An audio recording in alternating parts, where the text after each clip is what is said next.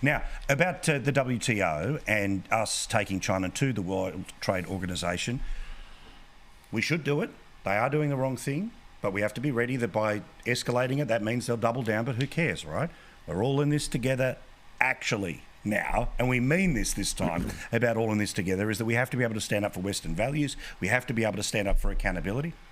And information about a pandemic that killed 800 Australians. Remember, think about this. 800 Australians, 1.5 million people around the world, and destroyed the Western world of life and the authorities that want to keep it going till 2022. We deserve some answers, right?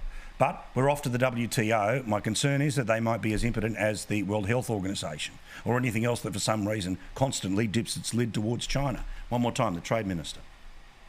Australia is not the first country to see China apply different trade sanctions against them that appear to lack justification if you just look at the trade elements of the relationship.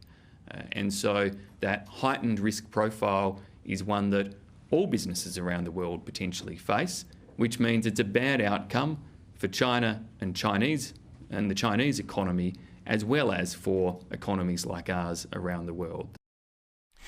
James, I'm not going to pretend to be the trade policy expert, but every time you go to the International Tribunal, I don't know that they're going to bloody China's nose. Well, look, it doesn't matter even if they did, because China wouldn't follow the rules. I mean, China hasn't followed the rules about anything in the past. They haven't followed any of the World Court decisions about the South China Sea. They haven't followed the 1997 Treaty on Hong Kong. We can go take hours of airtime on this, but, you know, it is kind of funny. I've got a slightly contrarian column on this in tomorrow's Daily Telegraph. You can read it right now, dailytelegraph.com.au. But we're basically saying that it's a fascinating year. We started out fighting over toilet paper, and now we're fighting over lobsters, because the end result of this is that now we've got all of these cheap lobsters in our supermarkets that we don't know what to do with. We're going to have lobster mornay on Christmas Day. Even you, Lauren, you're going to enjoy the seafood Christmas. And the funny thing, though, is that this is actually hurting China's economy, and in many ways more than it is ours. And the other thing, too, it is doing something that it's been unable to do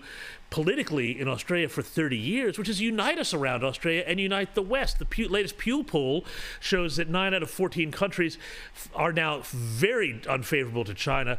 There's a huge unifying sort of thing against China right now. You see the Five Eyes and Japan and everybody saying we're all going to go together with Australia on this. China is isolating itself at a rate of knots, and they're going to have to come to the party soon, I think, on loosening up some of this and, you know, putting aside some of their dreams of world domination, because they don't have the soft power that's needed to become a global superpower.